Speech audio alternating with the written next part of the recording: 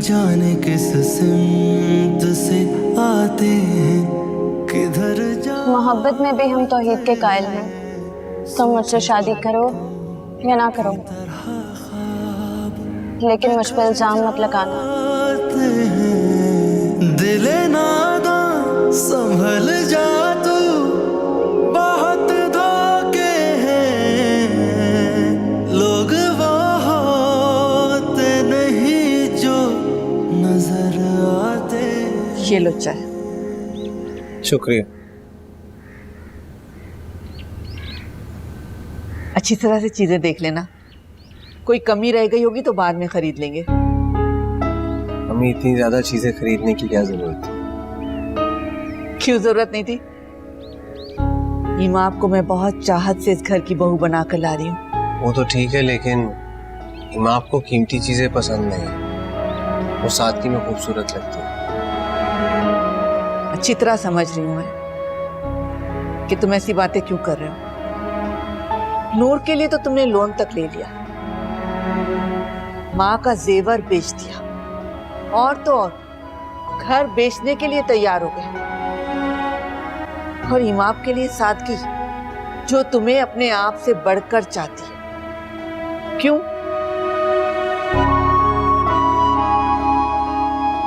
क्योंकि मैं माजी की गलतियों से सीख चुका हूँ। इंसान को अपनी चादर देखकर पांव फैलाने चाहिए। मुझे तो ऐसा लग रहा है कि तुम मेरे ऊपर तंज कर रहे हो।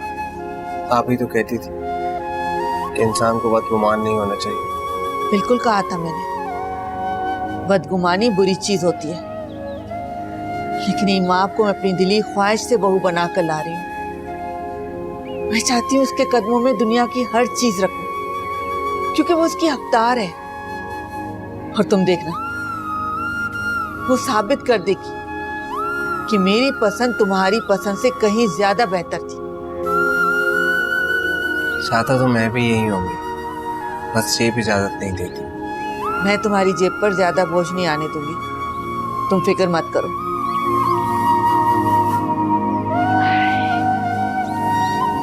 कितना अच्छा लगेगा ये इमाम के ऊपर।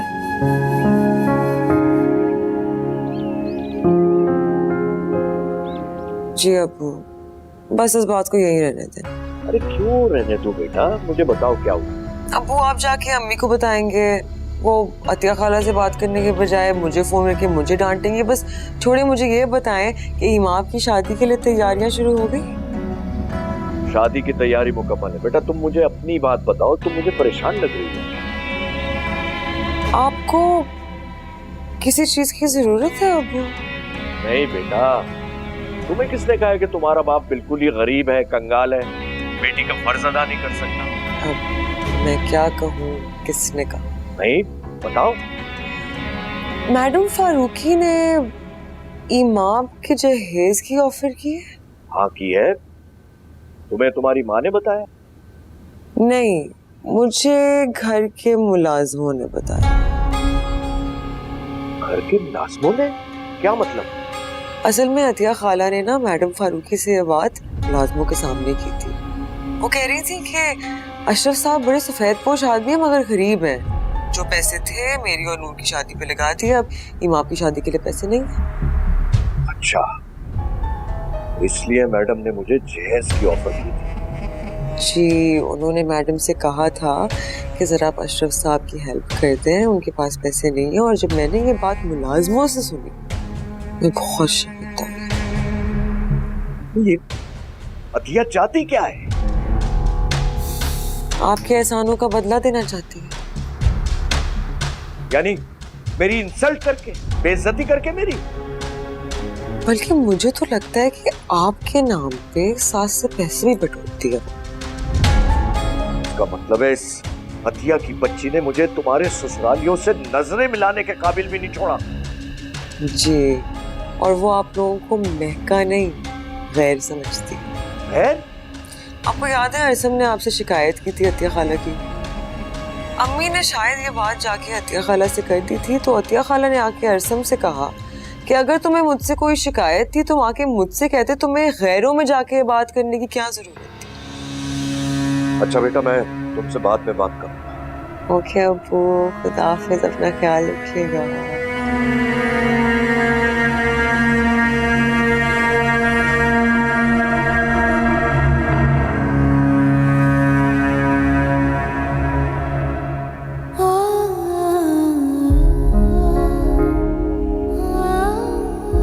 उसने दरिया में डाल दी होगी मेरी मोहब्बत भी एक नेकी थी।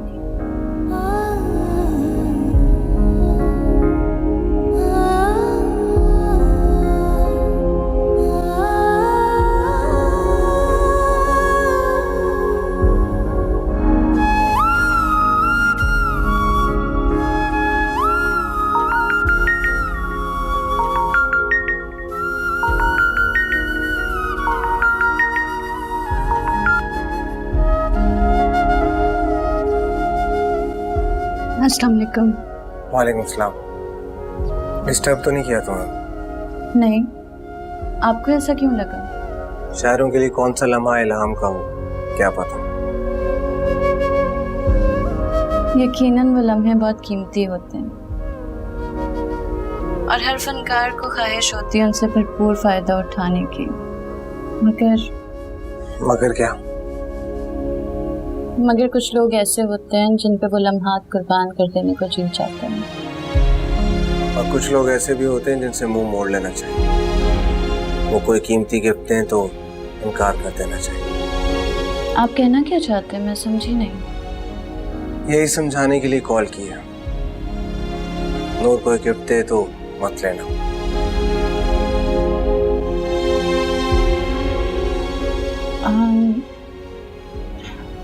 नूर मेरी बहन भी तो है। क्योंकि मैं नहीं चाहता कि उसकी दी हुई कोई भी चीज मेरे घर आए।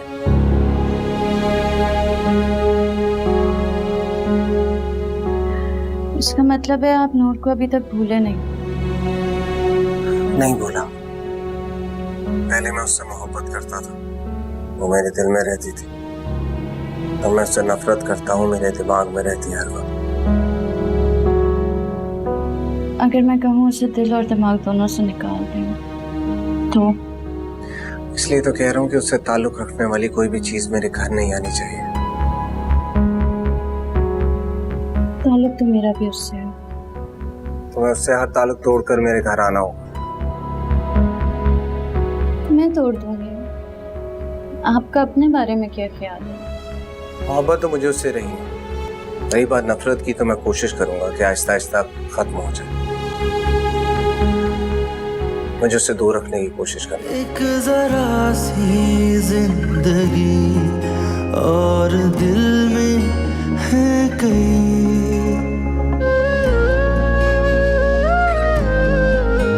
एक जरा सी जिंदगी और दिल में है कई, ख्वाब और ख्वाहिशें, दिल नशी चाहते। बहुत हो गया शगुफ्ता, अब मुझसे बर्दाश्त नहीं होता। तुम्हारी बहन चाहती क्या है? या अल्लाह खैर, अब क्या कर दिया है मेरी बहन ने? अरे इंसल्ट की है, बेइज्जती की है हमारी। यानी वो क्यों मौके तलाश करती है कि मेरी और नूर की इंसल्ट हो? अशरफ अतिया ने क्या इंसल्ट किया, कुछ मुझे पता तो चले। उसी के कहने पर इमाम के लिए मैडम फारूकी ने हमें जहेज की ऑफर की है। भला अतिया क्यों ऐसा करेगी? ताकि हमारी इंसल्ट हो, हम उसके एहसानमंद हो जाएं, ताकि हम पर रोब झाड़ सके। अब वो ऐसा बिल्कुल भी नहीं है। तुम चुप रहो इमाम, तुम तो हर वक्त अतिया की वकालत करती हो। मैं सिर्फ वो कह रही हूँ जो सच है। सच वो है जो उस घर के मुलाजमों ने नूर को बताया। मुलाजिम?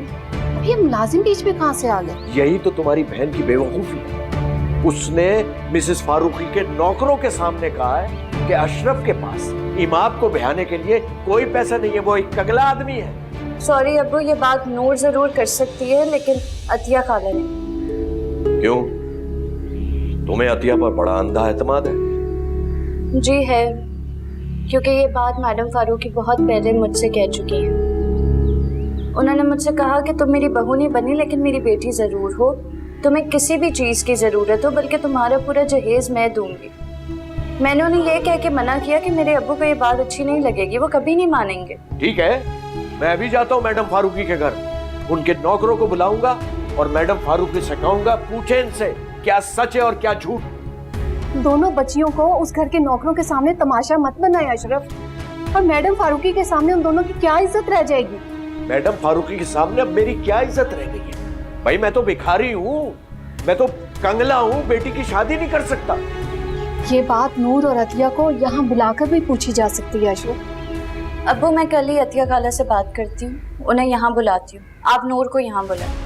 हाँ बिल्कुल, ये बात वहाँ जाकर करना मुनासिब नहीं रहेगी अशरफ। ठीक है, कल दोनों को यहाँ बुलाओ।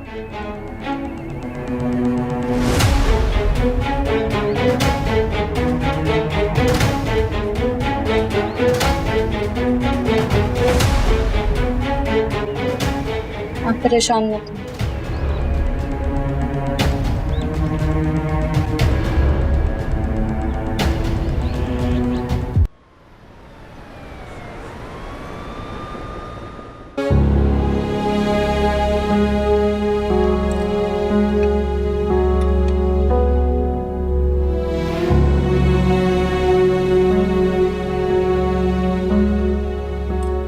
अतिया, बेटा कोई बात है क्या?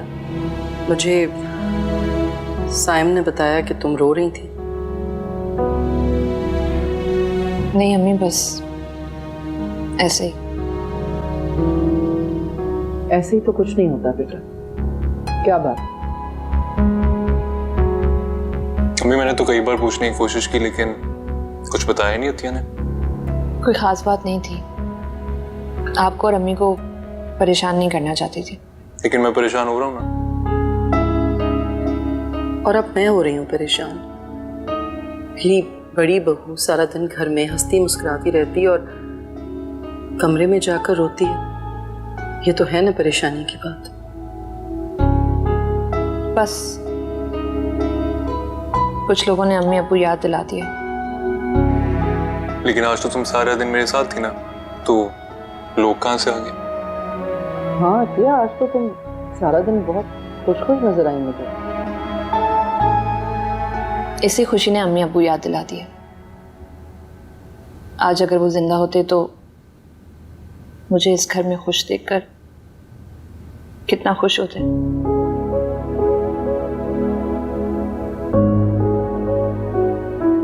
मेरा तो ख्याल था कि मैंने तुम्हें माँ की कमी महसूस नहीं होने दी। मैं भी भाभी आपको भाई बनकर दिखाने की कोशिश कर रहा हूँ।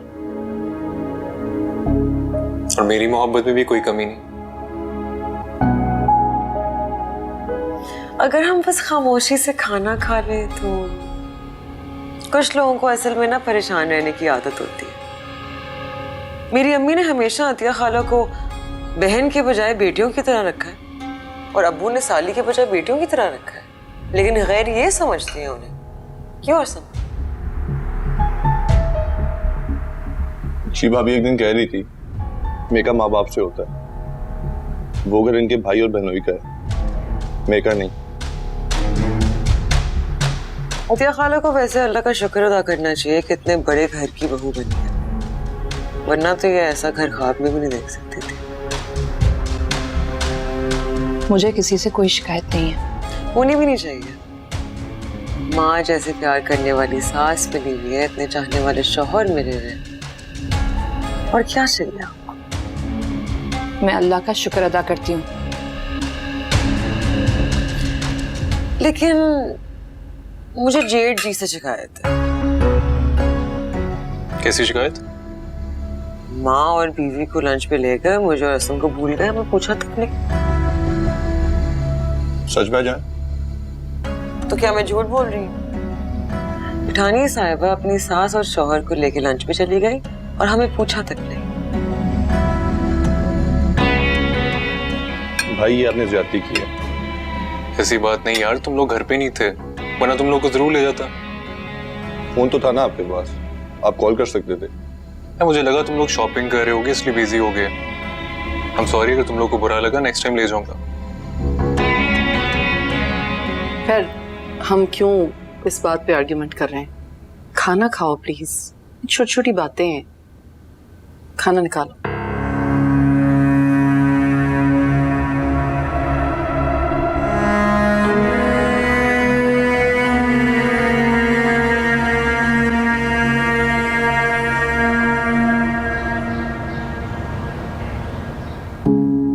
बेबी जी। वालेकुम अस्सलाम। बेगम साहिबा सारे मुलाजिम हाजिर हैं। सब? जी सर।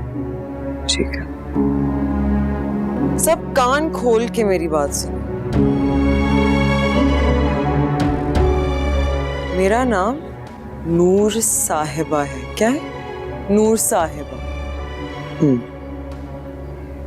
मैं इसी से मुखातिब हूँ। अगर किसी ने तुम सबके दिमाग में डाला है कि मुझे छोटी बहू कहना है तो फौरी तौर पे वो अपने जहन से निकाल दो। समझ आ गई सबको? समझ आई? जी। दफा हो जाओ। कनीज तुम रुको।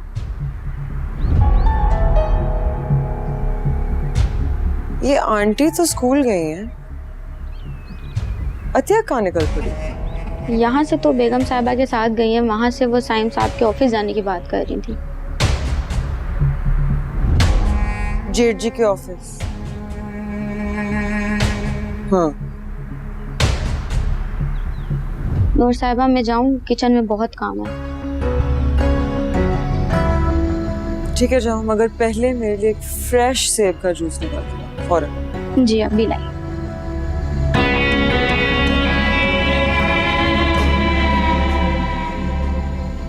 ये जेठानी साहिबा जेठ जी के ऑफिस किस चक्कर में जाने लगी?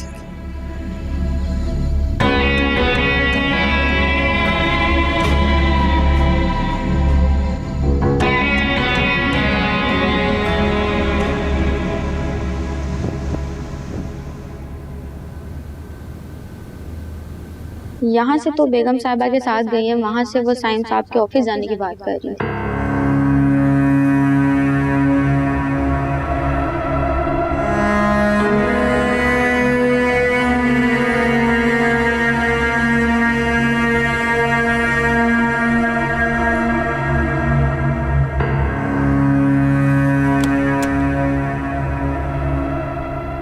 किन ख्यालों में गुमे जनाब? मैंने तुम्हें रेडी होने की बोला था और तुम पता नहीं किन ख्यालों में गुम हो जाऊंगी मैं रेडी, लेकिन मुझे पहले ये बताएं कि कल जब जेठ जी और मैडम फारूकी ने आपको कमरे में बुलाया था तो आपने नहीं बताया था कि उन्होंने आपसे क्या कहा? बताया तो था। नहीं बताया, आपने झूठ बोला था। अब मैं तुमसे क्यों झूठ बोलूंगा? अम्मी ने यही कहा था कि माँ की शादी के लिए अपनी अपनी बेगमात से पूछ लो क्या देना है, और अम्मी तो जहेज देने के लिए भी तैयार थी माँ की शादी के लिए, लेकिन तुम्हारे अब्बू ने मना कर दिया। जी, क्योंकि वो एक खुददार आदमी है। अच्छा खैर सब छोड़ो, चलो हम शॉपिंग करते हैं। तुम्हें शादी में सबसे अच्छा भी तो दिखना है। नहीं, मुझे कुछ नहीं खरीदना। क्यों?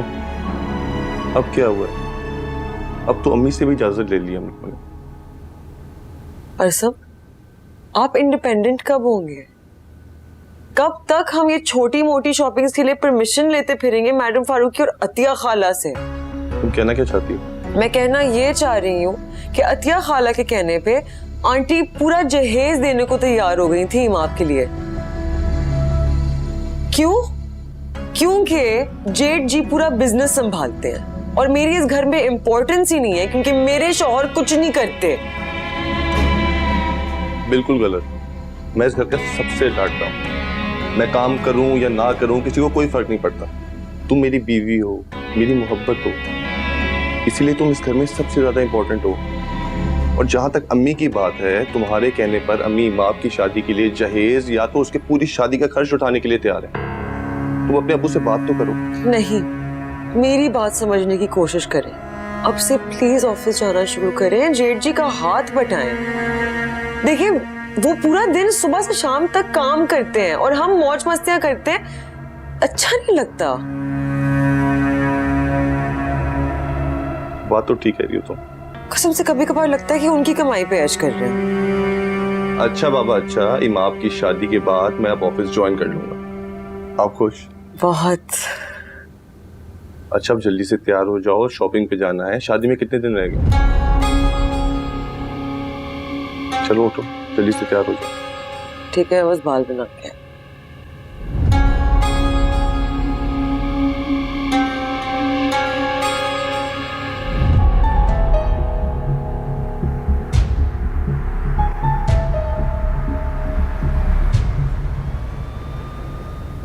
जाने किस सिमत से आते हैं, किधर जाते हैं, सूखे पत्तों की तरह ख्वाब बिखर जाते हैं। दिले नादा संभल जा तू, बहुत धोखे हैं, लोग वो होते नहीं जो नजर आते हैं। ना तू मिला ना तेरी चाहते, जाने कहाँ खो गई रातें, दिल में दबी थी कई ख्वाहिशें, हाय मुकद्दर बनी हसरतें।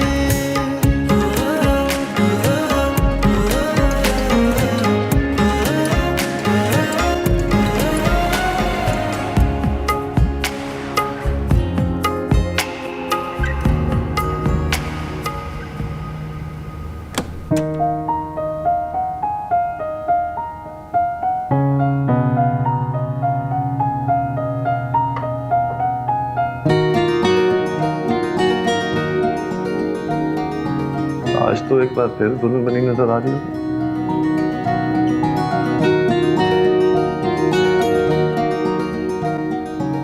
सोचा दुल्हन को देखकर आपकी किसी और दुल्हन की ख्वाहिश न बन जाए। ऐसा सोचना भी मत। मुझे हर दिन बल्कि हर लम्हा तुम्हारी ही ख्वाहिश रहती है। मेरा दिल करता है तुम्हें दूसरी बार भी आकर ले आऊं। इसीलिए तो मैं तैयार होती हूँ। अच्छा बताया, मैं सबसे मुनफरद लग रही हूँ? अभी कुछ कह नहीं सकता, दूसरी लड़कियों को देख के बताऊंगा। सवाल ही पैदा नहीं होता। आपको इजाजत नहीं है कि आप किसी और लड़की को देखें?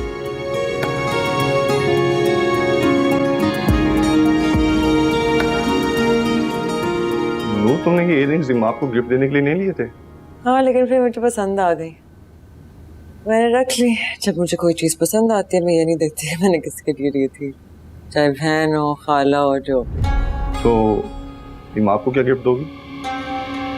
ना कोई पुराना सेट दे दूँगी, उससे क्या फर्क पड़ता है।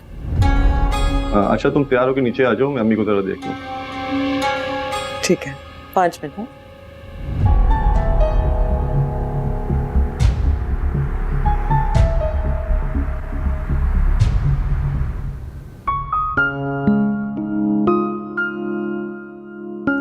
बहुत प्यारी लग रही हो आशा। थैंक यू ये तुम्हारी। मैम, इस तकल्लुफ की क्या ज़रूरत? अरे ये तकल्लुफ थोड़ी है, ये तो मोहब्बत। मोहब्बत ही जिंदगी को खूबसूरत और रिश्तों को मजबूत बनाती है। तोहफे तहफ़ देने से मोहब्बत बढ़ती है, और दुनिया में है ही क्या मोहब्बत के सिवा। हर रिश्ते की बुनियाद मोहब्बत पर ही कायम है। क्यों अतिया, ठीक कह रही हूँ ना? जी बिल्कुल, दुनिया की हर चीज़ मोहब्बत की बुनियाद पे ही तो कायम है। तुम इस तोहफे को खोल कर तो देखो, तुम्हें सिर्फ मोहब्बत ही मोहब्बत नजर आएगी।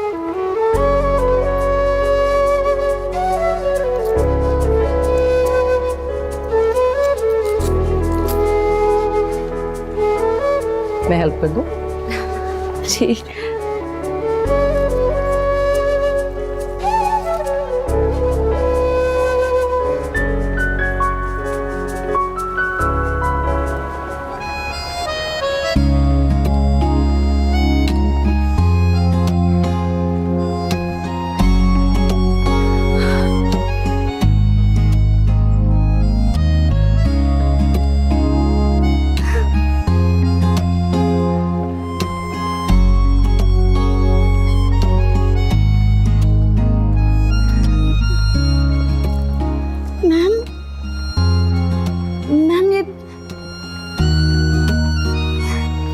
Thank you so much. No thanks please. माँ और बेटी के रिश्ते में शुक्रिया नहीं होता।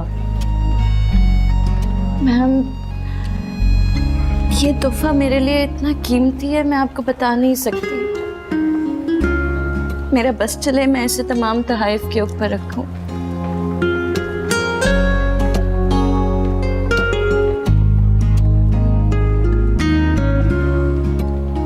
माँ और किताब, इन दोनों का कोई नेमुल बदल नहीं होता।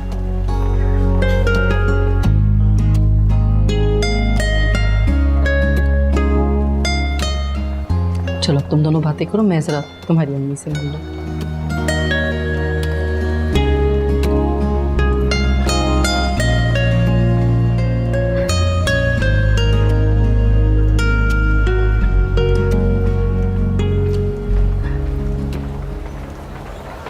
इमाम, मैं बहुत खुश हूँ तुम्हारे लिए। माशाल्लाह, अल्लाह तुम्हें हमेशा ऐसे खुश रखे। Thank you. और आप बताएं, सब ठीक है? नूर का रवैया कैसा है? वो तो अभी तक मेरे खिलाफ जहर उगलने पे तुली हुई है। मुझे समझ में नहीं आ रहा कि उसने अशरफ भाई को ऐसा क्या कहा है मेरे बारे में कि वो मुझसे सीधे मुंह बात नहीं करते।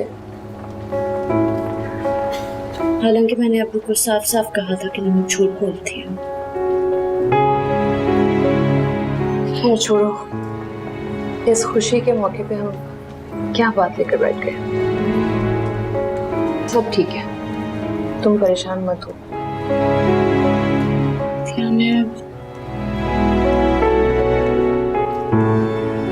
मैं तो पहले से ही थोड़ी परेशान हूँ। खैरियत है? जुनैद की कॉल आई थी, उसने नूर से गिफ्ट लेने से मना किया। तो ना लो गिफ्ट, इसमें परेशान होने की क्या बात है? बात गिफ्ट लेने की नहीं है, बात नूर और जुनैद की है। जुनैद अभी तक नूर को भूल नहीं सका।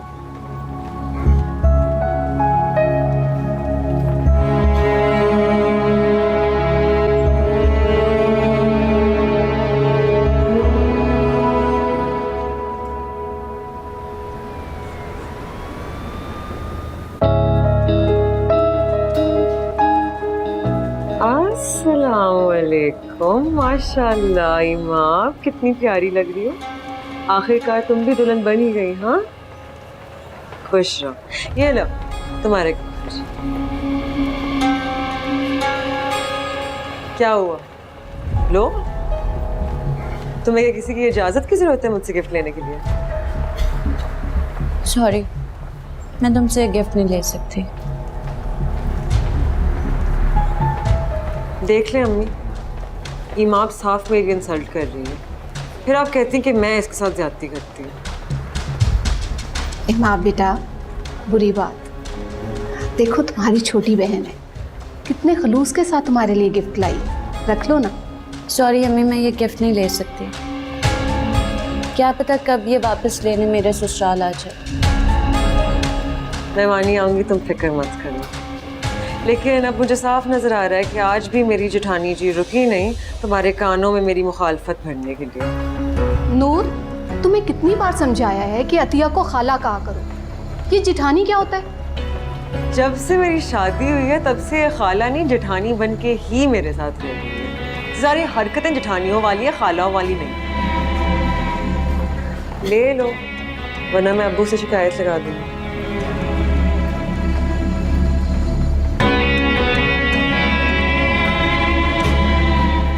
Good, very good.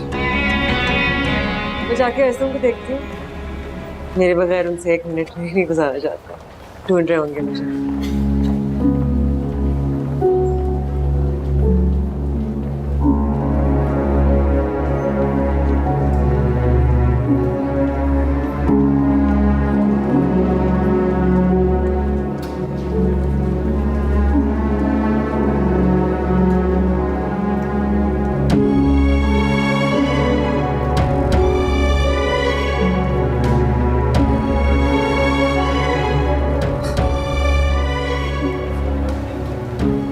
जो मुझे उम्मीद थी उसने वही किया। अपना पहना हुआ सेट लाइए तुम्हारे लिए। क्या मतलब? ये नूर का अपना सेट है? कुछ अर्से पहले लिया था और कई बार पहना भी है, और अपनी आदत के मुताबिक जब दिल भर गया तो तुम्हें दे दिया।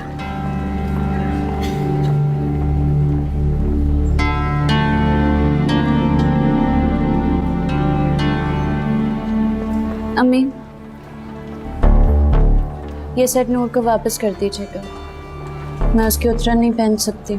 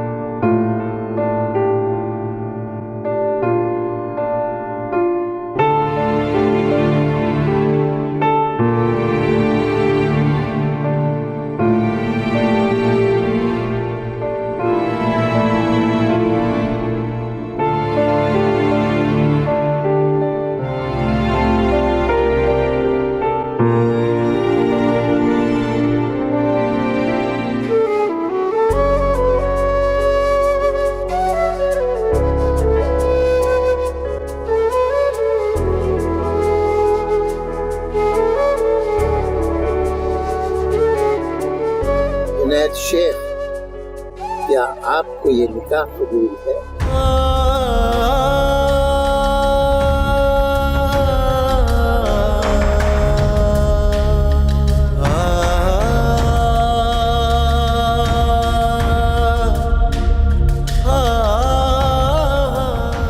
क्या आपको ये निकाह कबूल है?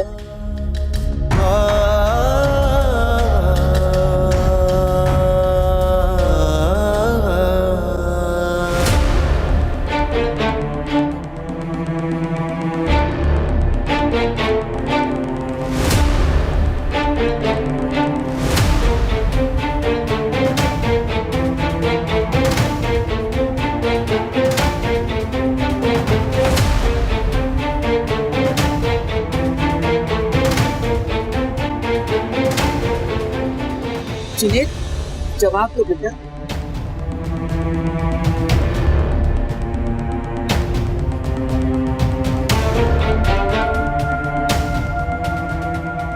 आप ये निकाह कबूल है?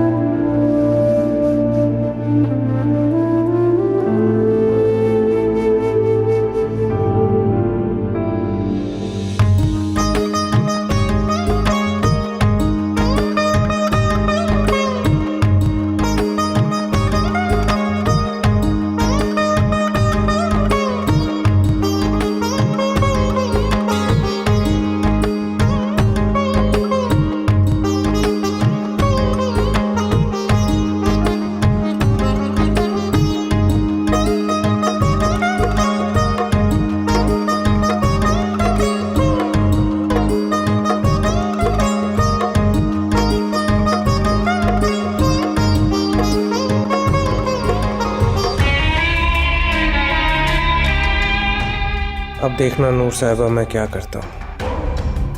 मैं इमाम का जीना हराम कर दूंगा। मैं इमाम को तड़पाऊंगा और तकलीफ तुम्हें और तुम्हारी अतिया खाला को होगी।